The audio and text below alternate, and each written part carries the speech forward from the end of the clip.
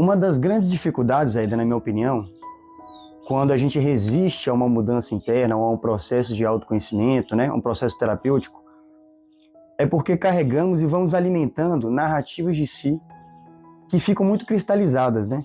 Então a gente vai contando a mesma coisa para a gente mesmo, né, para o terapeuta, o que a gente gosta, como a gente é, como que os traumas aconteceram. Como podemos perceber quando essas narrativas estão nos limitando? E qual o caminho para reescrevê-las de forma que nos empoderem ao invés de nos aprisionar? Né? Você está terminando psicologia, né? Você vai encontrar essa barreira no seu consultório toda hora. A coisa que mais a gente aprecia é contar a nossa história. A história que a gente, adulto, organizou para se salvar dela. Então, a história que o adulto conta, que é a narrativa, e que às vezes a gente até arruma um bocadinho, depois de um tempo de processo terapêutico, a gente dá uma arrumada nela. Mas essa história não é a história que eu vivi. Esse é o adulto, depois já com todos os conceitos organizados. Quando você fica adulto, você já tem uma série de crenças e de conceitos que são bons para a nossa vida ou que não são bons. Em função desses conceitos, dessas crenças, eu conto a história do que eu acho que aconteceu. Claro que aconteceu. Não estou negando que o processo não aconteceu. Só que o que eu conto não é o que eu sinto, ou não aquilo que eu senti no momento que aconteceu. Foi o como eu consegui arrumar para sair da história, viver ela, elaborar e aprender. É difícil, é muito difícil. Nós ficamos muito envolvidos nas nossas narrativas. Quanto mais velho a gente fica, e você já vai começar a ver isso, a gente tem um prazer imenso de ficar contando o que aconteceu com a gente. Como foi a minha vida? Quanto eu sofri. Olha, aconteceu isso. Quando eu tinha tal idade, aconteceu aquilo. Ou então, pior ainda, quando a gente tem alguma doença, é uma desgraça que a gente só fala da doença, né?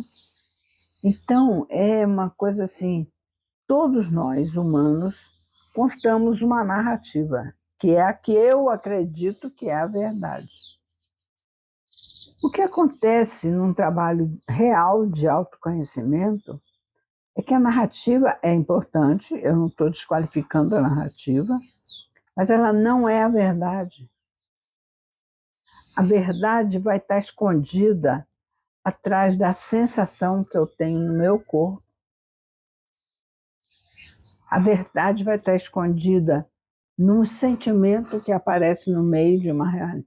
Às vezes uma pessoa está contando uma coisa para você, de repente ela dá aquela parada, ou ela muda a coloração, ou ela respira fundo. É aí que está a verdade. Então, a atenção flutuante do terapeuta é muito importante porque ele tem que estar atento a tudo isso. A qualquer movimento que o corpo faça, a qualquer respiração mais profunda, alguma emoção que eu dou uma cortadinha nela para ela não aparecer. A narrativa é importante, mas não é ela que vai me levar ao processo de autoconhecimento. Fica claro o que eu estou falando? E eu vou complementar trazendo uma certa polêmica aqui, Ida, porque se você parar para pensar num processo de análise, em psicanálise, né, ou até mesmo numa psicoterapia, uma abordagem humanista, uma abordagem que seja TCC, a gente trabalha muito com elaborações mentais, assim, né? Então as pessoas se ancoram também nas elaborações mentais. E não faz essa... Por isso que eu acho que os trabalhos corporais ainda, que por isso você que eu estou te sempre falando fala. que quando a gente elabora as crenças e que eu passo a acreditar que a minha vida é aquilo, ou que eu sou assim, ou que as coisas acontecem comigo porque isso assim, assim, ou por causa disso assim, assim. É tudo elaboração da mente. É como eu me organizei para eu poder sair da situação. Então, isso não é o que eu verdadeiramente estou vivendo. Você sabe que eu tenho um trabalho que chama Curando a Criança Ferida dentro de nós. A técnica de investigação desse trabalho, ele ouve a história, porque ela é importante, ela é a porta de entrada, mas o que é mesmo que está acontecendo, o que é que a criança sentiu quando ela recebeu um tapa, ou quando ela foi violentada, ou quando ela foi cerceada no seu desejo, ou quando ela não foi recebida, o que que a criança sentiu? Isso é que vai nortear a minha vida. É isso que está causando dificuldades, ou é isso que está causando as defesas que eu vou ter na vida. Percebe?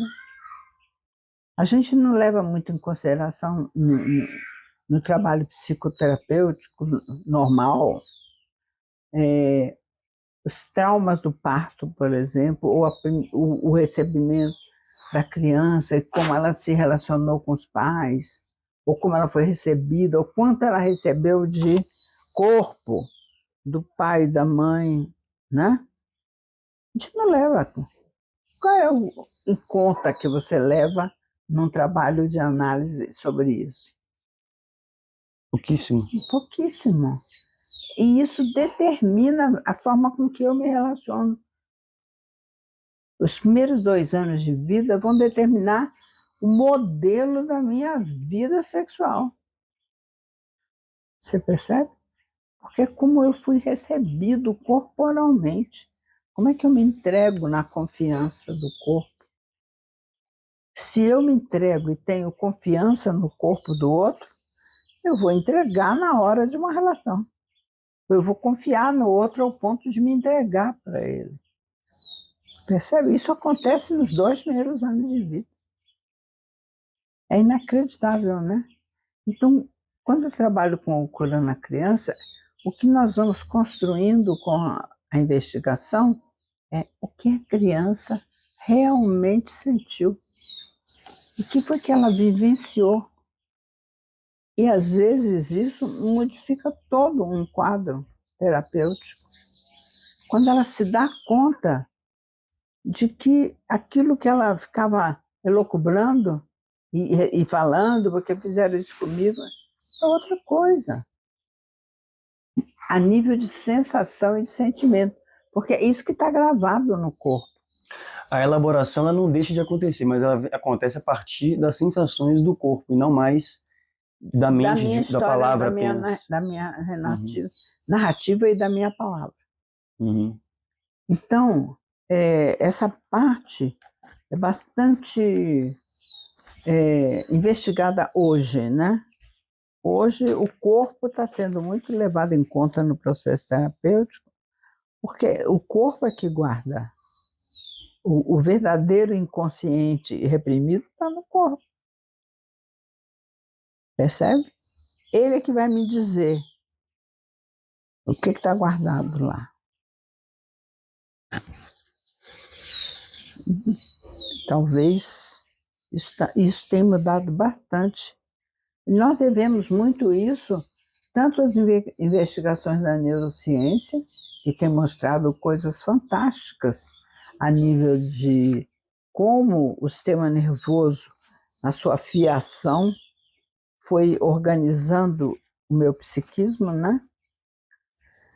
E também das pesquisas da biologia avançada, que também estudou muito, não só o DNA, e desmistificou que o meu comportamento não vem do DNA.